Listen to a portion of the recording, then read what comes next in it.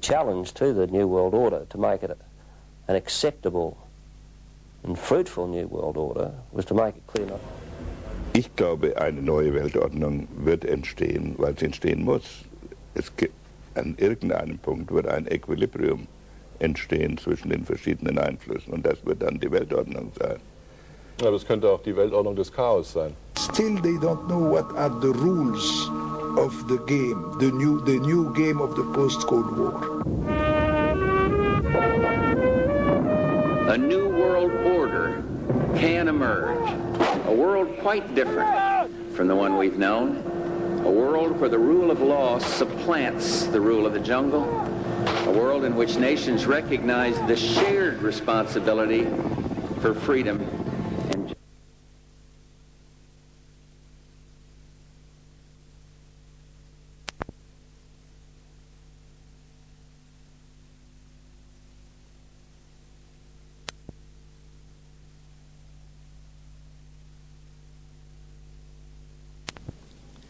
Obwohl die Wörter Neue Weltordnung in Deutschland öfters zu hören sind, scheint es wenig Menschen zu geben, die wirklich verstehen, was eine neue Weltordnung ist und was auf uns in Deutschland und der Welt zukommt, wenn sie eintritt.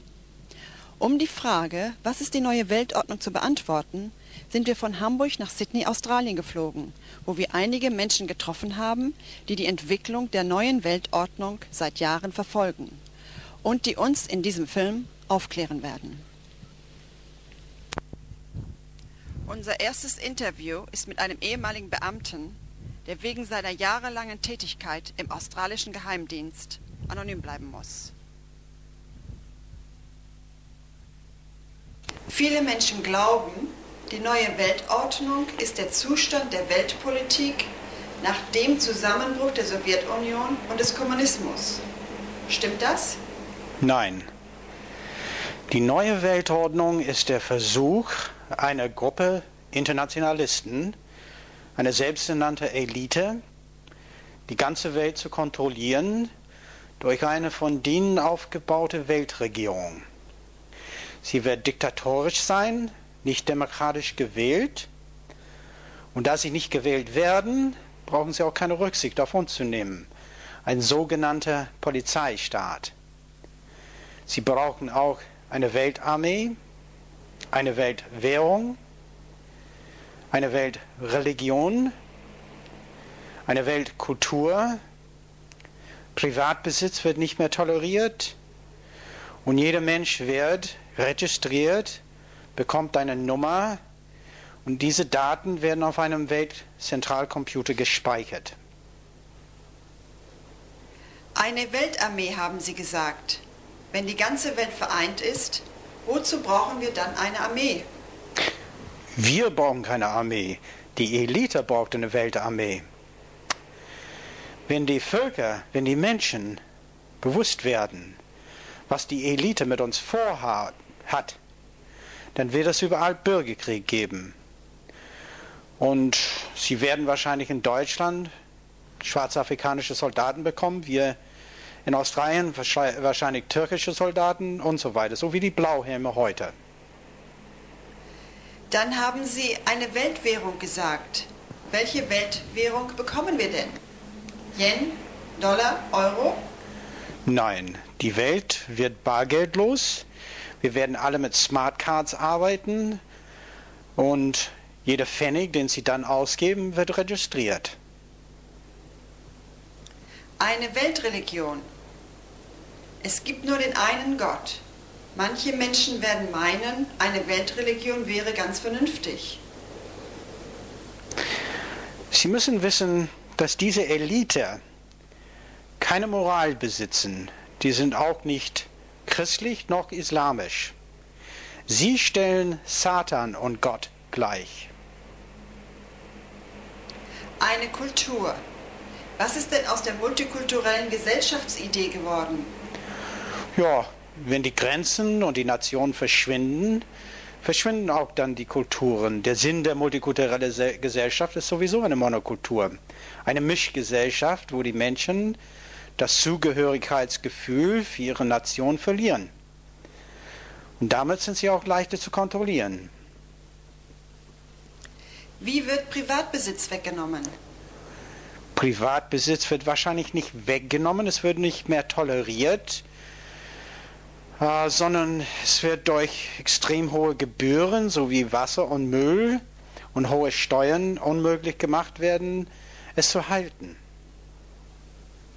Sie sagen, alle Menschen werden nummeriert und die Daten auf einem Zentralcomputer gespeichert. Können Sie mehr darüber erzählen? Ja, jeder Mensch wird registriert, bekommt eine Nummer mit 18 Zahlen und diese Daten werden dann auf einem Weltzentralcomputer gespeichert.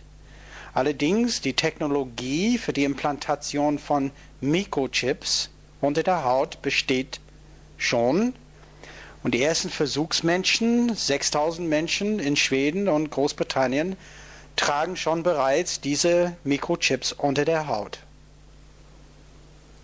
Wenn das alles tatsächlich eintritt, werden wir dann endlich Weltfrieden haben? Nein. Wie ich sagte, wenn die Menschen bewusst werden, was mit uns gemacht wird, dass wir als Sklaven gehalten werden sollten, dann wird es überall Bürgerkrieg geben. Eine Weltregierung bedeutet keine Weltfrieden. Das alles klingt sehr fantasievoll. Aber gibt es denn überhaupt Beweise dafür, dass die neue Weltordnung mehr ist als nur ein Spruch? Oh ja. Diese sogenannten Elite ist sehr eitel und genau wie zum Beispiel die Nazis haben sie ihre mystischen Symbole und die werde ich Ihnen gleich zeigen.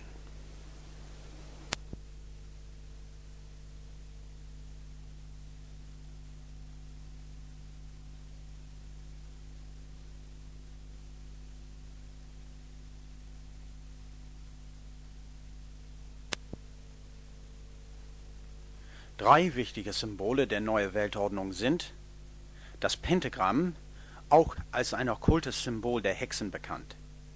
Dann auch die Pyramide, gezeigt oft in der Form eines Triangels oder Dreieck. Die Nummer 13, die Nummer des Teufels, spielt auch eine große Rolle. Im Jahre 1933 ließ der US-Präsident Franklin Delano Roosevelt diese zwei Symbole auf dem US-1-Dollarschein drucken. Das linke Symbol ist das sogenannte babylonische Siegel und es zeigt eine Pyramide mit 13 Reihen Steine, die zu einem erleuchteten Auge hochführen. Diese Pyramide soll die perfekte Form einer Staatsregierung darstellen, wo alle Treppen und Fäden zu einem allsehenden, überwachenden Auge hinführen. Über der Pyramide steht, mit 13 Buchstaben geschrieben, die Wörter Annui Chapters, was so viel bedeutet wie die Geburt wird bekannt gegeben. Am Fuß der Pyramide steht das Datum 1776. Unter der Pyramide stehen auf einem Banner geschrieben die Wörter NOVUS ORDO SECLORUM, ein Satz, der von der Oxford-Universität in England übersetzt wurde als Novus Ordo, Neue Ordnung. Und Seclorum ist das lateinische Wort für Sekte oder mystisch und gottlos. Das Banner selbst hat gespaltene Spitzen und die symbolisieren die gespaltene Zunge, womit die neue Weltordnung an uns verkauft wird. Auf der rechten Seite des Scheins ist die Rückseite des babylonischen Siegels abgebildet. Es zeigt einen Phönixvogel. Auf seiner Brust steht ein Schild mit 13 vertikalen Streifen. Über seinem Kopf ist noch ein Banner mit den Wörtern E pluribus unum zu sehen. Auch ein Satz mit 13 Buchstaben, der so viel bedeutet wie aus vielen machen wir eins. Der Phönix trägt in seiner rechten Kralle einen Akazienzweig mit 13 Blättern und 13 Beeren, symbolisch für erzwungenen Frieden unter Satan. Und in seiner linken Kralle trägt er 13 Speere, symbolisch für die zerstörerische und militärische Macht des Teufels. Gekrönt ist das Ganze mit einem erleuchteten Kreis, in dem 13 erleuchtete Pentagramme in Form eines Davidsterns stehen. Diese zwei Symbole auf dem Dollarschein enthalten weitaus mehr Informationen, als ich hier beschrieben habe. Aber es reicht zu zeigen, dass die neue Weltordnung mehr ist als nur ein Spruch.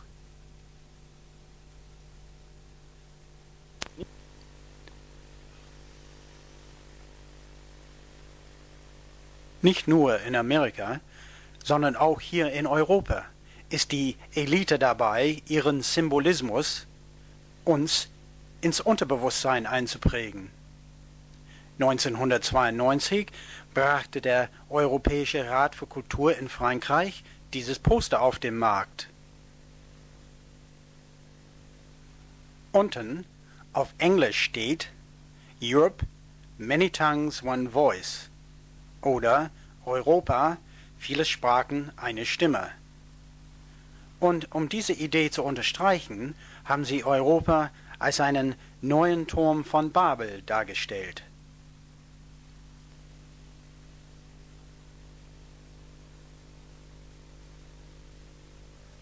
Die Menschen sind ganz unten und sie werden als Roboter gezeigt. Wie Sie wissen, sind Roboter immer die Sklaven der Elite.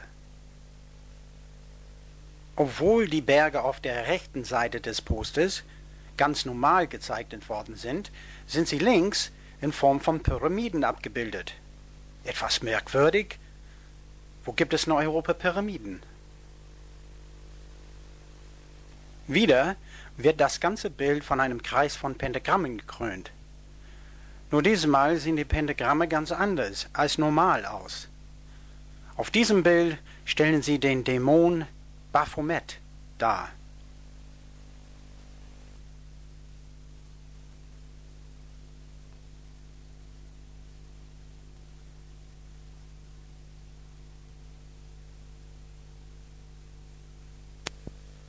Und hier sehen Sie einen Ausschnitt aus der englischen Fernsehsendung Europa 2000, wo das Europa-Kreissymbol wieder mit 13 Pentagrammen gezeigt wird. Bestimmt nur ein Zufall.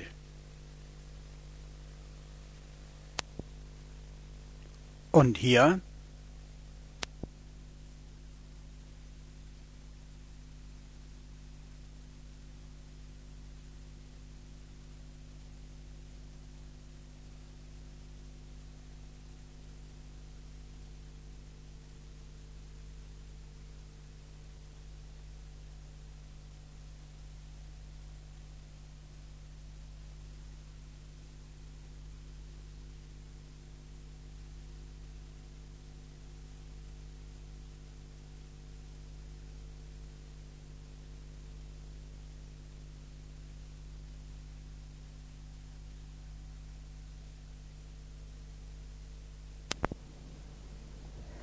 Jack McLam war der höchst dekorierte Polizist in Phoenix, Arizona. Und durch seinen Kampf gegen Drogenhändler ist er in Polizeikreisen fast schon zu einer Legende geworden. Vor ungefähr 10 Jahren wurde es Jack bewusst, dass seine Arbeit in der Polizei von oben eingeschränkt wurde. Statt die Bevölkerung vor Kriminellen zu schützen, wurde er mehr und mehr gegen die Bevölkerung eingesetzt, um ein korruptes politisches System zu schützen. Jack McLam forschte nach und stellte fest, dass die Elite die Polizei benutzt, um Kriminelle zu schützen und politische Exekutionen auszuführen. Die Bevölkerung soll Angst und Bange vor der steigenden Kriminalität bekommen, sodass die Politiker ungehindert drakonische Gesetze einführen und damit gleichzeitig einen Polizeistaat kreieren können. Als er dann eine innerpolizeiliche Organisation formte, um gegen die Pläne der neuen Weltordnung zu kämpfen, wurde er plötzlich zu dem am meist gefeuerten Polizisten in Amerika. Seit 10 Jahren nun fliegt Jack McLam durch die Welt und leitet Seminare, um die Zivilbevölkerung vor der neuen Weltordnung zu warnen. Im Oktober 1995 war er in Sydney. Und hier sind einige Ausschnitte aus seinen Reden. It's everything for your children and grandchildren, what we're dealing with. Because if your police officers and soldiers will follow all orders that they're given. There is nothing that they cannot be made to do to their own people. Now in America, I remember when I first became a police officer, it seems so few years ago. It was 20 years ago, and we used to sit and watch the television set. And we would see East German police machine gunning women and children as they tried to climb to freedom. And it would break our hearts as our police, my fellow officers, would sit there and see, and the tears would almost come into our eyes, and we'd say, how is this possible that the police of a country could be made to shoot their own countrymen? How is this possible? And we didn't understand it, folks. We didn't understand it. That's 20 years ago. But today, in America, we're shooting women and children. We're burning churches. We're killing hundreds of people, my brothers and sisters in uniform. And they're saying it's okay because there's something called politically incorrect people. It's people that are not going along with the program, that are a danger to America. We're taught, we're brainwashed that it's the people that are fighting the New World Order and fighting control over the people so that they can end the drug and crime problem. These people that are standing up wanting us to protect their rights are the bad guys. They're the ones causing our nation to fall, because if the people would just give up their rights and freedoms, we officers would solve the crime problem, solve the drug problem, and we'd get America back on course. And that's the type of training we're getting. He said if it happened in government, it was planned that way. And so we don't believe in the accidental theory of government. And I'll tell you, one of our greatest educators in America, by the name of Dr. Stuart Crane, who, like myself, has taken tremendous abuse over the years. He's been in and out of jail many times because of him fighting the New World Order and humanism and all the problems that are going on in America. He's a great man, great patriot. He has 3 PhDs. Now, I can't even understand that. I barely got out of high school. I mean, it was tough for this old cop to get out of high school. I went to college a little bit and then realized that, that wasn't for me. But this man is so educated, he makes you nervous to be around him. But he says this about the accidental theory of government. He says this. He said that anarchy and fear are always used when to come into power, dictatorial power, when a small minority wants to come into power over the majority. Now, think about this carefully. Fear and anarchy. Fear and anarchy. I would say crime and drugs.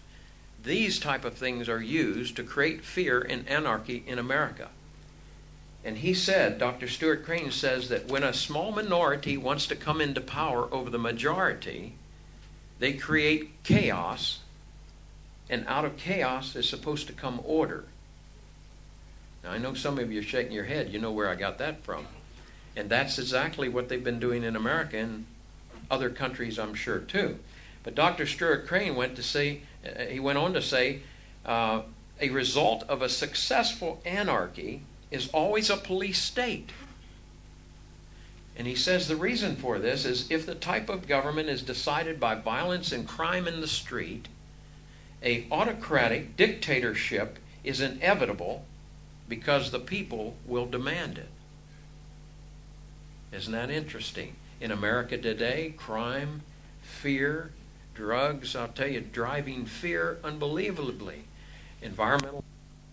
Let me show you that the people that sat in the Constitutional Convention and the people from Europe, internationalists at that time, that did not want any nations to be free, no nations to be free. They did not want any nations to grow great and strong and powerful, because even before our nation was founded, there was a plan to set up a world government. And so they didn't want any nations to become very strong and powerful because they were hoping to merge them all together. Now, if you have a nation that has all the bathtubs and the televisions, how do you merge them with third world nations? Like you folks here, you have a lot. How do we merge you with the third world nations? Well, we have to bring you down to their status. You see? They're not going to bring them up to your status, no, because then they become powerful. And then they become independent, and they don't want that because they can't have, so they have to bring free countries, powerful nations, down to the level of the third world nation. But I want to show you something that's vitally important. I talked to you about them deciding that they were going to destroy God in America because the Founding Fathers told them. That's what it's based on. And let's see, one I didn't share with you, which is very, very important to Americans, is John Adams' quote. John Adams said to the conspirators, he said to all of us, but he told them that our constitutional republic was fragile. And here's what he said. He says, our Constitution in America was made for a religious and moral people, and it's wholly inadequate for the government of any other. Now you hear what he said? He said if we were no longer a moral and religious people, our constitutional republic wouldn't even work, because it was based on me controlling my own desires, my own sinful nature, and loving thy neighbor as you love thyself, doing unto others as you would have them do unto you. Now, with those two laws, folks, you can throw out the 20,000 new laws a year that are coming into existence in America today. 20,000 new laws a year to control the people every year. If you extract that out over 10 years with 20,000 new laws a year, you have a totally controlled society. And I know a lot of that is happening here. With nothing else, they just keep passing more laws, and you're going to have a totally controlled society if they're going to wait that long, but they're not. They got other plans.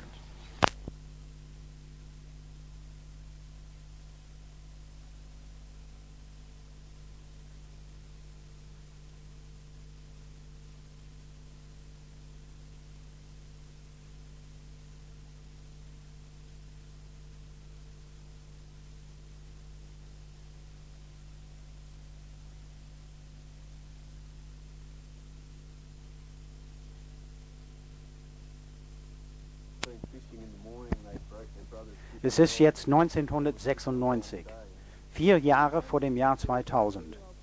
Und dieser australische Vater ist gerade zu einem Kriminellen abgestempelt worden. Sein Verbrechen, er hat es gewagt, seine 11-jährige Tochter zur Rechenschaft zu ziehen.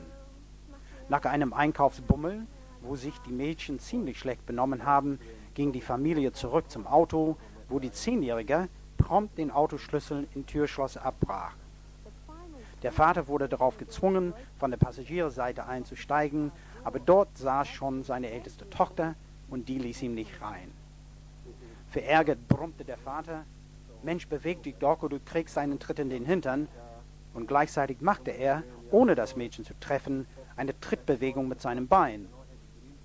Eine vorbeifahrende Polizeistreife, die die Szene beobachtet hatte, verhaftete den verdutzten Vater und sperrte ihn gleich ein. Das Kinderschutzamt wurde angerufen und die restliche Familie stundenlang verhört. Und, obwohl die Mutter und die Mädchen mehrmals betonten, dass der Vater niemals in ihrem Leben den Kindern mehr als einen Klaps gegeben hatte, musste sich das junge Mädchen, gerade in der Pubertät, für die Beamten vom Kinderschutzamt nackt ausziehen und eine Ganzkörperuntersuchung über sich ergehen lassen. Der Vater wurde später vom Gericht unter der Vereinten Nationen Konvention zum Schutz des Kindes wegen Körperverletzung für schuldig gefunden und hoch bestraft. Eine satte Geldsumme, die bestimmt die ganze Familie betraf. Die Vereinte Nationen Konvention zum Schutze des Kindes sagt unter anderem, Kinder gehören nicht den Eltern und genießen jetzt weltweit dieselben Rechte wie Erwachsene. Jetzt fragen Sie sich bestimmt, was gibt den Vereinten Nationen das Recht, sich in die inneren Angelegenheiten Australiens oder in unser Familienleben einzumischen? Und welche Rolle spielen die Vereinten Nationen in der neuen Weltordnung? Who get out of line, they want to make the parents responsible, yet they're taking away the parents' way of dealing with kids that get out of control. Now, how can they be responsible for their children's actions if they're not allowed to discipline them in any way.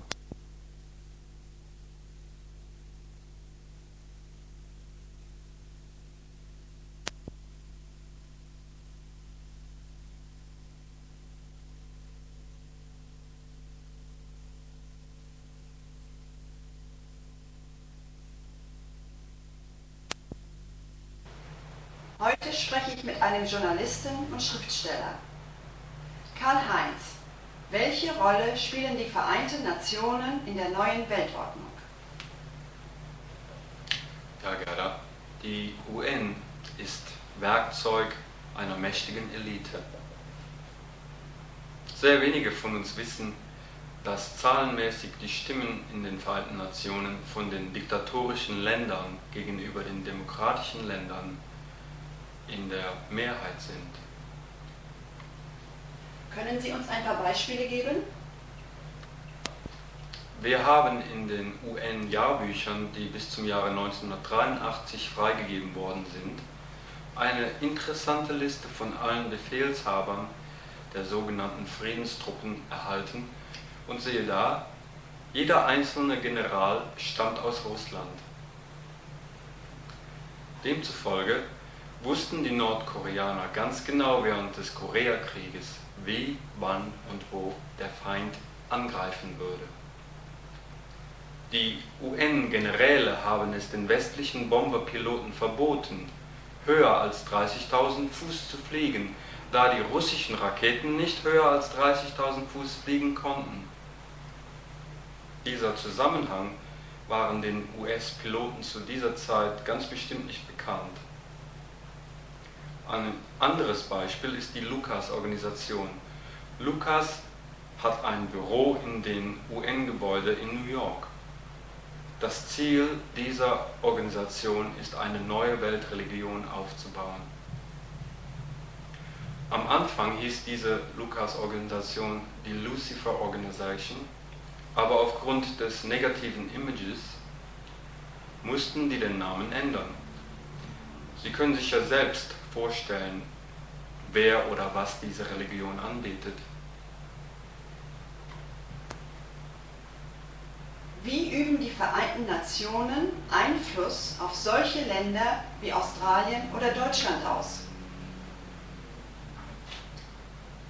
Ja, die Leute hier in Australien und andere Länder hat mehr als 2.500 internationale Verträge mit der UN abgeschlossen.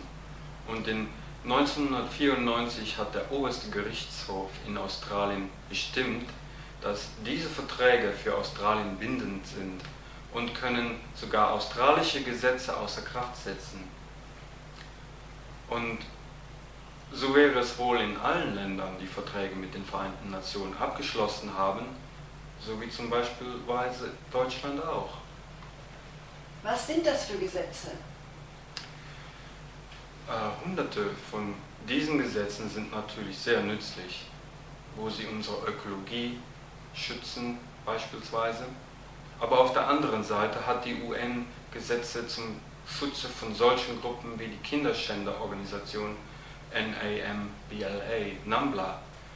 NAMBLA bedeutet North American Man-Boy Love Association. Solche Gruppen zu schützen scheint im totalen Gegensatz zu stehen zu den Gesetzen zum Schutze des Kindes. Aber werden die Kinder tatsächlich geschützt? Wenn im UN-Vertrag steht, dass die Kinder nicht mehr den Eltern gehören und dass die haben die gleichen Rechte wie Erwachsene. Und das macht ein normales Familienleben praktisch unmöglich.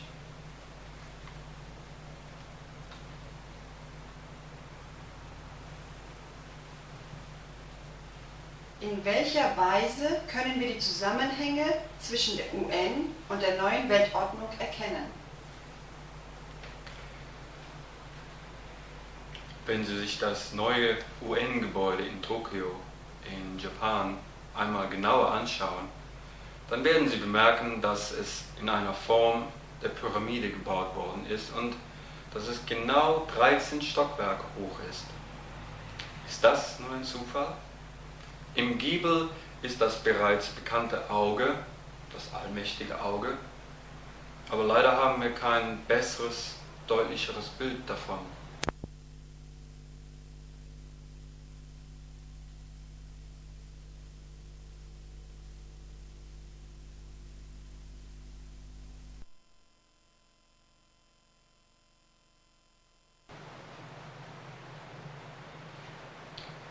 Auch Boutros Ghali, der Vorsitzende der UN, hat bei seinem letzten Besuch in Sydney, Australien, von einer Weltkultur gesprochen, die wir alle haben müssen. This respect for the culture of others and for its contribution to the global culture we all must create. Andere UN-Beauftragte sprechen von der Auflösung der Nationen. Can only be achieved by untying sovereignty from territory. Otherwise, it amounts to a prescription for perpetual war rather than perpetual peace. Dr. Heiberg says Europe's prescription of economic integration to subdue the destructive power of sovereignty is what the Middle East needs.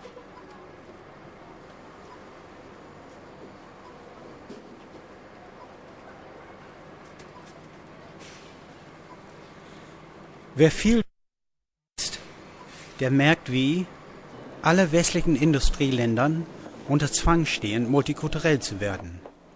Und man darf sich noch zu Recht fragen, warum das so ist. Wir hier in Australien sagen unseren Politikern, müssen uns völlig mit Asien integrieren. Wir müssen asiatisch werden. Unsere Politiker erzählen uns auch, die Welt kann nur in Frieden zusammenleben, wenn wir alle bunt durcheinander gemischt werden. Und wer dagegen ist, der muss ein Rassist sein und will nur einen Krieg haben. Die Wahrheit sieht aber ganz anders aus. Die Elite der Neuen Weltordnung will die ganze Welt kontrollieren. Und das geht nur, wenn starke Nationen aufgelöst werden, wenn nationale Stolz und nationale Gefühle nicht mehr existieren.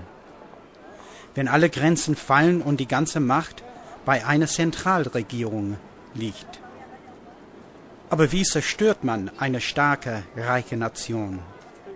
Man beginnt damit, die öffentliche Infrastruktur sowie die Wasserwerke, die Stromwerke, Staudämme, Gefängnisse, Krankenhäuser, Fluggesellschaften und so weiter ans Ausland zu verkaufen oder zu privatisieren, wie es inzwischen so schön heißt.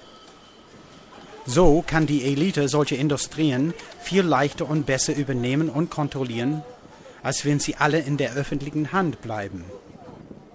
Dann braucht man eine Währungsreform, gefolgt bei der Auflösung der Landeswährung, und die ganze Zeit muss man die Angst schüren. Die Angst vorm Atomkrieg, die Angst vorm Ozonloch, die Angst vor der Umweltverschmutzung, die Angst, Rassist genannt zu werden, die Angst vor der globalen Arbeitslosenschlange, immer wieder und immer mehr Angst. Und dann zuletzt, man zwingt die Gesellschaft, multikulturell zu werden. Wenn alle diese Dinge vollzogen sind, ist die Nation keine Nation mehr. Hier in Australien wurde die Bevölkerung nie gefragt, ob sie multikulturell werden wollte oder nicht. Und am Anfang fanden viele Australier Gefallen an der Idee. Inzwischen haben sie erfahren, was multikulturell wirklich bedeutet. Und sie sind nicht mehr so begeistert. Inzwischen muss die australische Regierung jährlich mehrere Millionen Dollar investieren, um Rassenhass und ethnische Kriminalität zu bekämpfen und um verfeindete ethnische Gruppen auseinanderzuhalten. Eine Gesellschaft multikulturell zu machen, führt nicht, wie es immer von Politikern beteuert wird, zu einem friedvollen Zusammenleben. Das ist auch nicht der wirkliche Sinn dieser radikalen Politik. Es sollen nur internationale Kriege verhindert werden. Internationale Kriege kosten der Elite einfach zu viel Geld.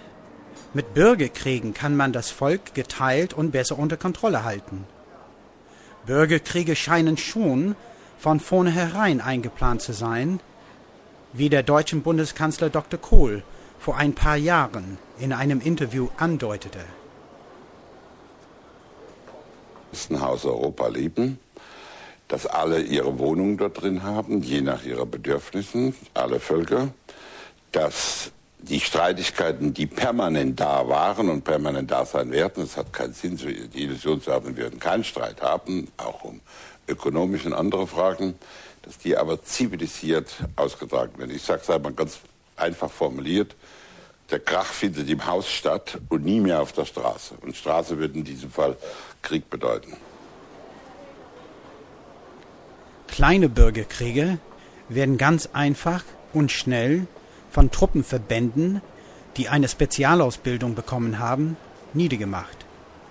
Diese Truppenverbände, meistens werden sie aus dem Ausland importiert, werden trainiert, gegen die Zivilbevölkerung vorzugehen.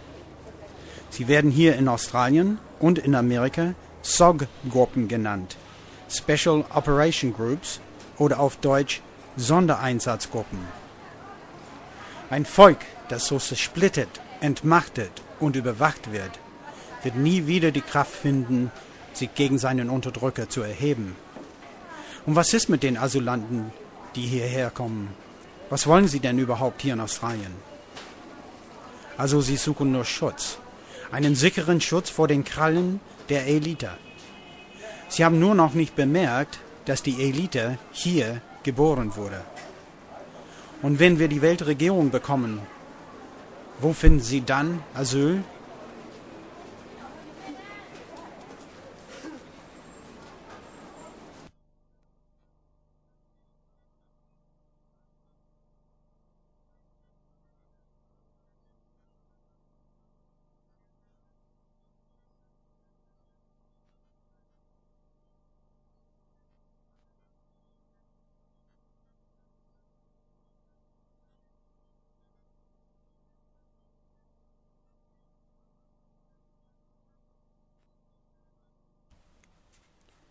Kohl appelliert an alle Bürger. Deutschland steht nach Worten von Bundeskanzler Kohl in den nächsten Jahren vor einem grundlegenden und schwierigen Wandel. Jetzt sei jeder einzelne Bürger gefordert, so der Kanzler. Von alten Gewohnheiten müsse Abschied genommen werden.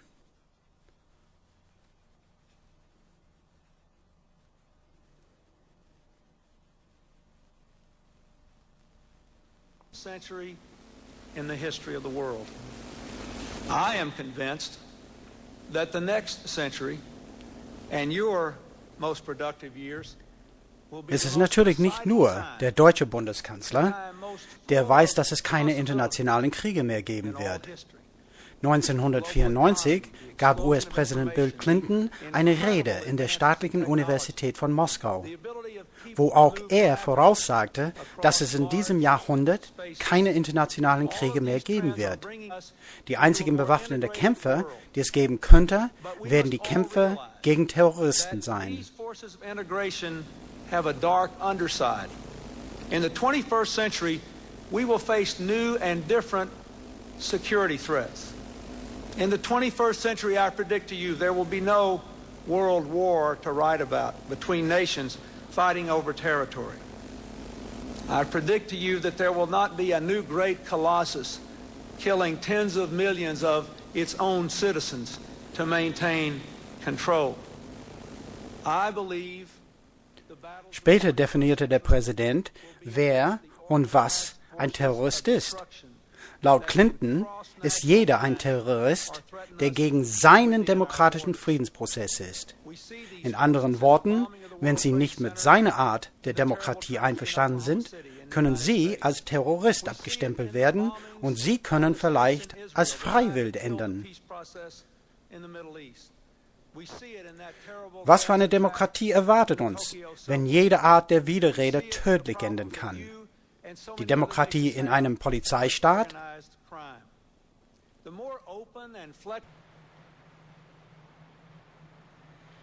Ganz zufällig steigt seit einigen Jahren die Kriminalität. Zufälligerweise werden auch neue Überwachungsgesetze weltweit eingeführt, angeblich um den Terrorismus und der Kriminalität entgegenzutreten. Hier in Australien sind an allen Ecken, Brücken, Einkaufszentren und Straßen Überwachungskameras montiert. Private Telefongespräche in Häusern und Wohnungen dürfen abgehört werden. Wissen Sie, in der ehemaligen DDR hat die Stasi etwa 4 Millionen Akten über ihre 16 Millionen Bürger gehabt. Hier in Australien haben wir 18 Millionen Bürger und unsere Staatssicherheit hat etwa 11 Millionen Akten. Die Menschen in den sogenannten freien demokratischen Staaten werden inzwischen weitaus mehr bespitzelt als früher die Bürger mancher kommunistischer Staaten. Am 25. September 1991 unterschrieb der Generalgouverneur von Australien, Mr. Bill Hayden, ganz heimlich neue internationale Gesetze für politische und Zivilrechte. Ich wiederhole, internationale Gesetze. Diese Gesetze, die ICCPR-Gesetze genannt, setzten sofort unser 200 Jahre altes bürgerliches Gesetzbuch außer Kraft. Obwohl die neuen Gesetze schon längst rechtskräftig geworden sind, werden sie noch nicht angewendet. Der Bevölkerung hier ist es deswegen immer noch nicht bewusst, wie leicht es inzwischen ist, kriminell zu werden. Zum Beispiel, ganz heimlich, haben wir folgende Rechte verloren. Das Recht auf Privatbesitz, weg. Die Versammlungsfreiheit, weg. Die Redefreiheit, weggenommen. Die Polizei darf jetzt unangemeldet und ohne gerichtlichen Durchsuchungsbefehl unsere Häuser und Wohnungen durchsuchen. Das Recht auf eine ordentliche Gerichtsverhandlung ist auch weg. Jeder australische Bürger kann jetzt verhaftet und, ohne jemals vor einem ordentlichen Gericht gestanden zu haben, auf eine unbestimmte Zeit eingelocht werden.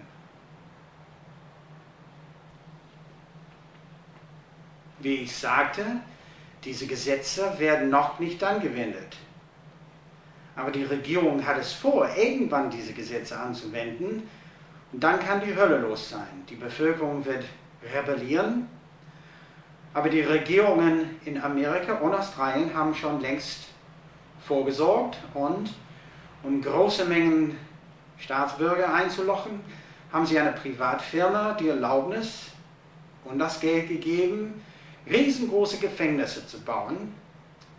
Diese Privatfirma ist die Wachenhut-Organisation und Wachenhut ist eine Tochterfirma der Central Intelligence Agency oder CIA. Diese Gefängnisse können bis zu 100.000 Menschen aufnehmen und können jetzt auch ganz leicht von vorbeifliegenden Flugzeugen gesehen werden. In seinem Buch Schwarze Hubschrauber über Amerika hat der amerikanische Autor Jim Keith sogar die Lage dieser Gefängnisse aufgezeichnet. Obwohl wir einige solche Gefängnisse in Australien haben, dürfen sie nicht fotografiert noch gefilmt werden. Aber dieses Bild zeigt die Lage der Gefängnisse in Amerika. Zufällig liegt das größte aller dieser Gefängnisse bei Oklahoma City, wo vor kurzem das FBI-Gebäude durch eine Bombe zerstört wurde. Das Geld für diese Gefängnisse wurde schon 1991 von der US-Regierung abgezweigt. Diese Gefängnisse sind aber nur für die neuen Kriminellen, für die Bürger, die mit den neuen Gesetzen nicht einverstanden sind.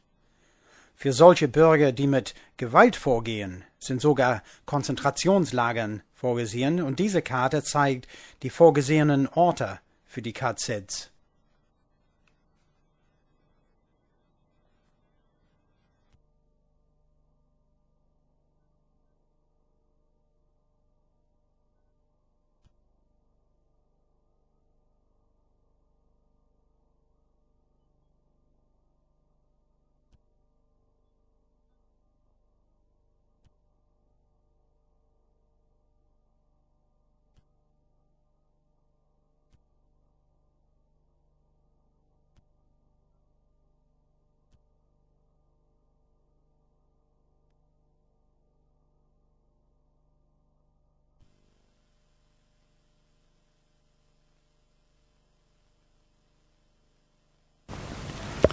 Herr Blair, um die Welt zu kontrollieren, braucht man sehr viel Geld, nicht wahr? Wo kommt Geld her und welche Rolle spielen die Banken in der neuen Weltordnung? Well, money was once tied to a gold standard, but not anymore. Banks create money, then they lend it out, charging high interest rates. Even governments must borrow from international banks, and the interest on their loans is what citizens must pay back, and it's called the foreign debt. Now, even the solidarity tax that I believe West Germans are paying to East Germany is just the interest on the debts that were once owed by the old DDR to the international banks, with the difference that the money was borrowed in worthless East German marks, but now is being paid back in hard West German currency. Now, the banks have created so much money that no country can produce enough anymore to pay back their debts, which means that we all owe more than we can repay. So when the banks come to demand their money back, we may have to give our country, our land, and all our resources to the international banks. In this way, our children may be sold into slavery. To put a country into great debt is perhaps the best way known to gain control over an entire country without using military force. And with very rich countries like my own, like Australia, it was difficult to drive the country into debt. But our foreign debt was driven high by a few politicians who not only believed in internationalism but seemed to be working for internationalist forces. And massive amounts of money was given away to foreign countries under the guise of aid programs is a good example. And Australia has even given away millions of dollars to the Sultan of Brunei, who's probably one of the richest men in the world. We borrowed more money from the international banks, and we gave it away to Vietnam, Indonesia, South Africa. We borrowed more and spent it on multiculturalism. We spent it on social welfare, paying for people for not going to work.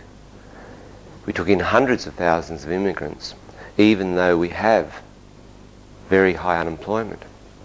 And we immediately paid them dole money, food and housing, and gave them free medical benefits. Now, we owe so much money to the international banks that we cannot even pay the interest on those loans. Soon the banks may come and take over control of our forests, our water and our land. That is, our natural resources. We will lose all social welfare. There will be no more free medicine, no more dole, no money for single mothers or old and sick people, those that are in need. And the essentials such as food and gasoline and rents will become very, very expensive. So whoever owns the international banks, we owe money to. They control Australia, and not our politicians, as many so naively believe. Wir haben von einer Weltwährung gehört. Können Sie uns mehr darüber erzählen? Yes, a world currency can be brought in when the bankers decide that enough countries in the world are deep enough in debt to take over their control. The banks may declare these certain countries bankrupt, which has been done before, and unable to pay their debts. The stock markets will probably crash and the currency of these countries will become worthless. The banks will immediately take over ownership of all mortgaged properties and businesses. At that stage, the banks will probably also cancel the money systems we have in use today, and everyone will be forced to use a plastic debit card. Not a credit card, a debit card. Which means that because nobody has any money, real money anymore, in order to buy anything, we'll have to borrow the money at high interest rate from the bank. And of course, that will put each and every one of us deeper into debt. And we will be in a further debt spiral which we can never escape from. Die Menschen werden so etwas nie akzeptieren. Es wird überall Aufstände geben. Yes, there could be civil wars which could break out all over the place, but you must have noticed that by now that in most Western countries it is forbidden to own a gun, and only the government agencies like the police and the army are legally allowed to carry weapons. Aber unsere Polizei und Soldaten werden nie Waffen gegen unsere eigene Bevölkerung einsetzen. Well, look, really, here in Australia, our police and military are being trained to do just that. You only have to watch the news to see police and military forces constantly being pitted against civilians all around the world. But even if our own military will not act against us, the citizens, our government certainly could just happen to bring in a few thousand United Nations peacekeepers to keep the peace. Sie meinen, die Bevölkerung sollte Waffen besitzen dürfen? Look, if the Cubans had been able to keep their guns, their weapons, how long would Castro have survived? And the first thing that Lenin did to the Soviet people was to disarm them. That way they could no longer keep the revolution going, and in particular weren't able to protect themselves against their own corrupt politicians. Therefore I feel that citizens should have the right to protect themselves, and that weapons... So, wenn wir diese neue Karte bekommen, wie wird die neue Weltwährung aussehen? Yes, the world currency will most probably be electronic. The American Star Wars program, as you may know, has been, or was set up, not only for defence purposes, but actually to carry international banking information. But by telling the American people it was for their defence, they managed to get the American taxpayer to pay for it. Otherwise the banks would have had to pay for it themselves. So when everyone in the Western world has been issued with a smart card, all banking business can be done electronically. As you know, the system has been set up a long time ago. Now, however, as these cards will be debit cards to stop people stealing or copying other people's cards, the banks will insist that every card carrier must be registered and, of course, given a personal number. Now, this personal number will be your number for life. You will not be allowed to buy or sell anything without it. It will be registered on a worldwide computer system. This is easily done, and every move you make can be registered. Everything you buy or sell can be tracked and registered. Das Ende des Steuerbetruges? Well, yes, not only the end of tax fraud, it essentially could be the end of robbery, the end of drug dealers too, because every move that is made by a person can be registered by the computer. Now, the world government will love it because they will control all taxes and all drug deals. It might make them more efficient in their drug dealing from their past efforts. Now, all your finances will be totally controlled by the banks and the groups that own them. You will not be able to buy a bus ticket if they don't want you to do so. Also sind es die Banken, die die neue Weltordnung kontrollieren? No, it's the people who control the people who control the banks. It's a group of elite who have world passports that control the New World Order. But there are quite a few groups, both political and religious, that are unwittingly supporting the idea of world government and helping to promote the New World Order elite to gain control. These people may be well-intentioned, but they are misinformed and easily controlled for the purposes of the New World Order. They would include the Marxists, International Socialists, even the Baha'i Church, just to name a few. These groups, who now hope and who are working towards a world government, do not yet realize that when the elite are in power, that these groups who assisted them to come to power will be made illegal. And if we look at the example of the former Soviet Union, they can be liquidated once they have been used for the purpose of the establishment of this new world order.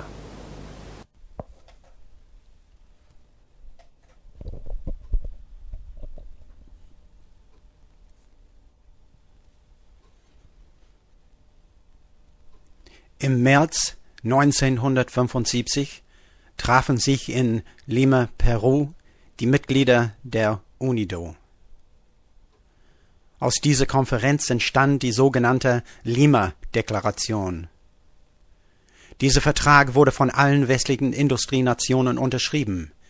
In diesem Vertrag haben sich die Industrienationen verpflichtet, ihre Industrien und ihre Fabriken abzubauen und sie in den Drittweltländern aufzubauen.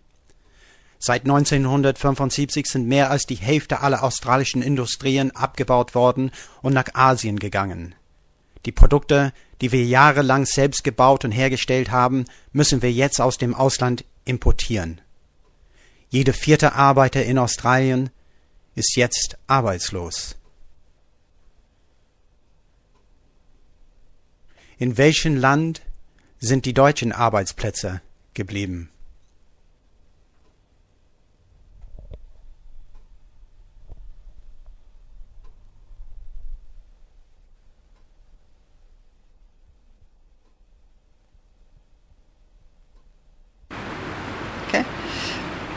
Wir sind am Ende des Videos angelangt. Und obwohl wir es nicht gewagt haben, Ihnen alles, was wir hier in Australien über die neue Weltordnung gelernt haben, zu erzählen, können Sie vielleicht jetzt die politischen Veränderungen, die fast täglich in unserem Leben in Deutschland eingeführt werden, besser verstehen. Sie wissen jetzt, weshalb die Liebe und der Respekt für unsere Heimat dem Internationalismus weichen muss. Weshalb müssen, laut der Vereinten Nationen, alle schönen Kulturen der Welt, auch unsere, einer globalen Kultur weichen. Sie wissen, dass eine diktatorische Weltregierung, eine globale Kultur, eine Weltwährung, eine Weltarmee und eine satanische Religion geplant sind. Sie wissen auch, dass wenn sie sich gegen diese pseudo-demokratisch entschiedene Weltregierung stellen, dass sie als ein Terrorist behandelt werden können. Und dann, tschüss.